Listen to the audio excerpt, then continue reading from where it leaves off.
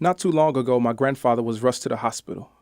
Placed in an intensive care unit for days, doctors would later diagnose him with having a lung condition, place him on a respirator, and order him to keep his talking down to a minimum.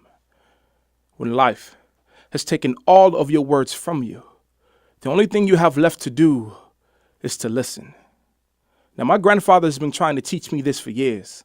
I can remember growing up and listening to him tell a countless number of stories until one time my cousin interrupted him to ask a very important question. She said, "Granddad, who are you even talking to?" And he replied, "To whoever is listening."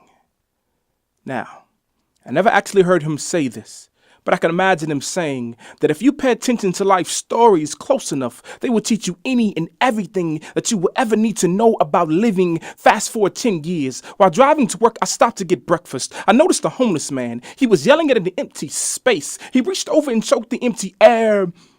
When did America ever stop listening?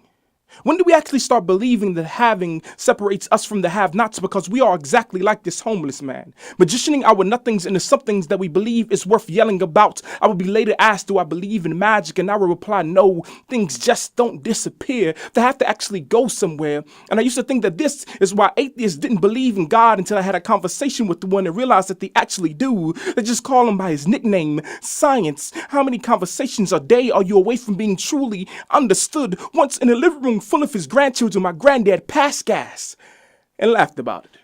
It smelled like death. He said you have to remember one thing: when the demons are bubbling up on the inside of you, that there is always more room out than in. Just then, flashing across the television, a postal worker snapped and killed 13 of his fellow employees. And ever since then, I couldn't help but connect the two.